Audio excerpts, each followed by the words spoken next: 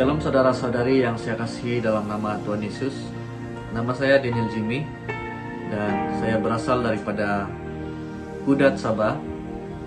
Saya juga dilahirkan di dalam keluarga seorang hamba Tuhan, dibesarkan di dalam keluarga seorang hamba Tuhan. Dan puji Tuhan, di dalam video kali ini saya akan berkongsi kesaksian hidup saya, bagaimana Tuhan Yesus mengubah hidup saya secara pribadi.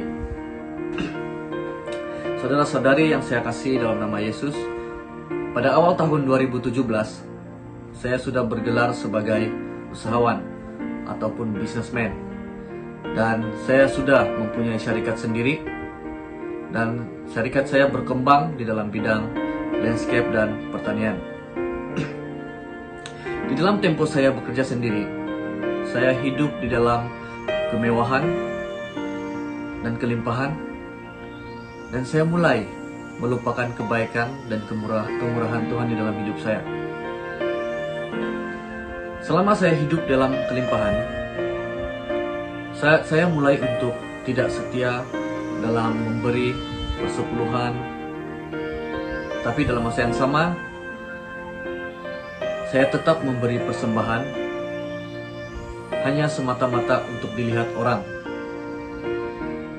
bahwa saya mempunyai uang yang banyak dan saya mampu untuk memberi persembahan yang banyak. Saudara-saudari, dalam kehidupan saya di dalam seorang businessman, saya mulai menjadi hakim dan saya mulai menjadi orang yang terlalu cepat untuk menghakimi hidup orang. Seakan-akan saya orang yang paling benar, dan semua pelayanan di dalam gereja, saya merasakan bahwa diri saya adalah orang yang paling mampu untuk melakukan yang terbaik. Nah, sampai satu titik, saudara, Tuhan mengizinkan sesuatu yang di luar daripada pemikiran saya, yaitu rekan perniagaan saya sendiri sabotage perniagaan saya. Pada awalnya apa yang dilakukan kepada saya itu kelihatan baik dan sangat menguntungkan saya secara pribadi. Apa yang dia lakukan? Dia memberikan kepercayaan sepenuhnya kepada saya untuk menjalankan dan meneruskan perniagaan kami. Akan tetapi di dalam senyap-senyap dia sudah melakukan sesuatu yang tidak baik di belakang saya. Dan bermula daripada titik itu, saya mulai jatuh, dan terus jatuh. Saya tidak berdaya lagi untuk bangkit.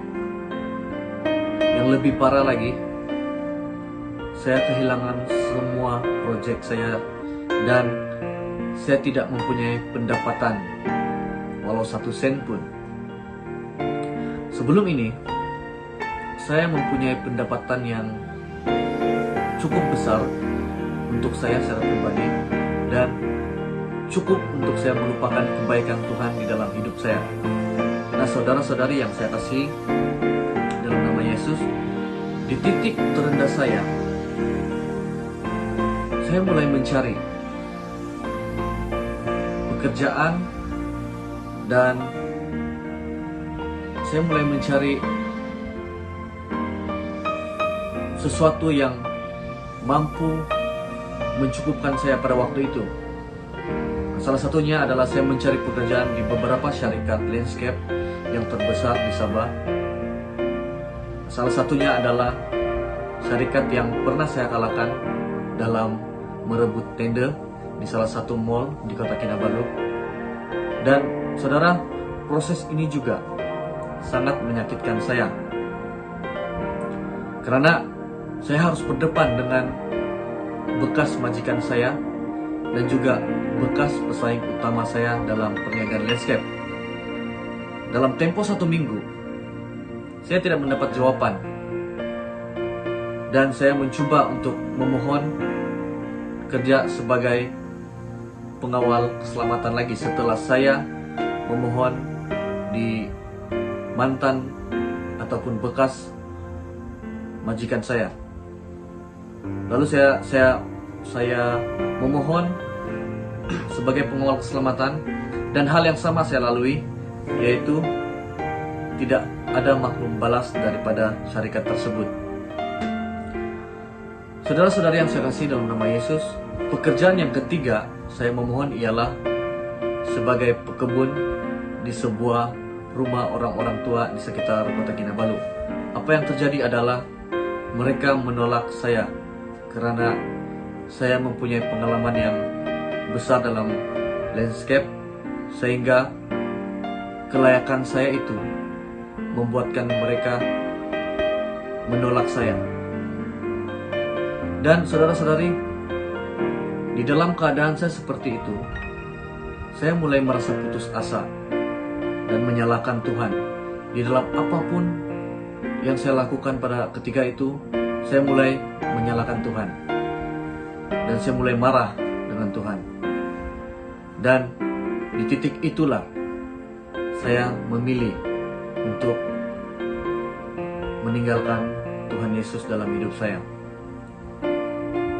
Walau bagaimanapun, setelah saya membuat keputusan untuk meninggalkan Tuhan dalam hidup saya bersyukur karena Tuhan menggerakkan Bapa saya untuk membawa saya ke satu pelayanan di daerah Sandakan, Sabah, yaitu penuaian jiwa Borneo pada tahun 2019 bulan 10. Dan pada waktu malam kebaktian kebangunan rohani ataupun KKR pada ketika itu, saya mendengar ada suara yang berbisik dalam hati saya. Dan ketika hamba Tuhan yang diundang daripada Indonesia yang sedang berkhotbah, suara itu berbunyi demikian. Lihatlah pastor ini, satu hari nanti kamu akan kupakai seperti dia. Lalu saudara, saya mulai menolak itu karena saya tidak mau menjadi seorang hamba Tuhan sepenuh asa. Karena saya melihat bagaimana cabaran dan kesusahan seorang hamba Tuhan di dalam pelayanan. Karena saya juga dilahirkan di dalam keluarga hamba Tuhan.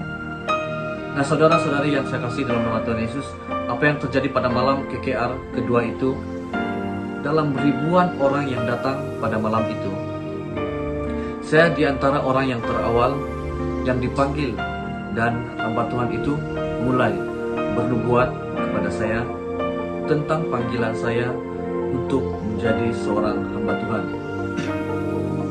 Hamba Tuhan itu juga berkata seperti suara yang berbisik dalam hati saya yang sebelum ini. Dan setelah itu, saya mulai untuk menguji. Saya mulai memuji apa yang hamba Tuhan itu nubuatkan kepada saya. Karena saya teringat ada satu ayat firman Tuhan yang mengatakan seperti ini. Ujilah segala sesuatu dan peganglah yang baik. Nah, apa yang terjadi?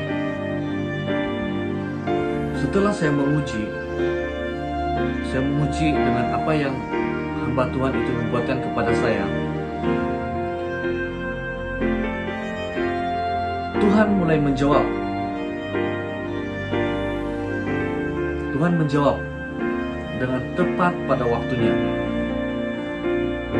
Dan dalam keadaan seperti ini, saya mendapati dan saya belajar sesuatu yang baru. Karena saya memuji dan saya mendapat jawaban yang sangat-sangat cepat. Dan saya dapat menangkap ada sesuatu yang Tuhan ingin sampaikan di dalam hidup saya. Nah, saya melihat bahwa Tuhan mempunyai tujuan yang besar dalam hidup saya. Dan Dia benar-benar mau mengubah hidup saya. Bahkan Dia mau memakai saya yang hanya manusia biasa. Ketika saya dalam keadaan bergumul, saya teringat ada satu ayat firman Tuhan yang pernah saya baca sebelum ini. Dan firman Tuhan itu sangat menguatkan saya. Dan firman Tuhan itu terdapat di dalam Yohanes 15 ayat 16 hingga 17. Dan berbunyi demikian. Bukan kamu yang memilih aku, tetapi akulah yang memilih kamu. Dan aku telah menetapkan kamu supaya kamu pergi dan menghasilkan buah, dan buahmu itu tetap, supaya apa yang kamu minta kepada Bapa dalam namaku, diberikannya kepadamu. Inilah perintahku kepadamu, kasihilah orang akan yang lain. Firman ini sangat menguatkan saya secara pribadi, dan setelah saya membaca dan merenungkan ayat ini, saya mulai untuk merendahkan diri, dan saya mengambil keputusan untuk mengikut Yesus sampai akhir hidup saya.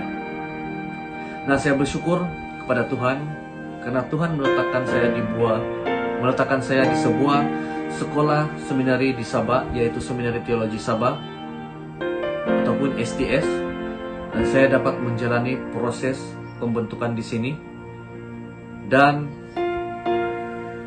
saya dapat mengenal Tuhan Yesus lebih dalam lagi, dan siapa Tuhan Yesus bagi saya dan bagi setiap orang yang berdosa ini. Terima kasih saudara-saudari karena sudah menonton video ini. Saya percaya bahwa Anda diberkati melalui kesaksian ini, dan biarlah nama Tuhan ditinggikan dan dimuliakan lewat daripada video ini. Terima kasih. Tuhan memberkati. Kamu akan menerima urapan kuasa Tuhan. Kamu akan dipakai Tuhan. Ini adalah khotbah yang luar biasa. Masuk sekolah Alkitab, dan Tuhan akan pakai kamu dengan very powerful. I saw fire is on your hand.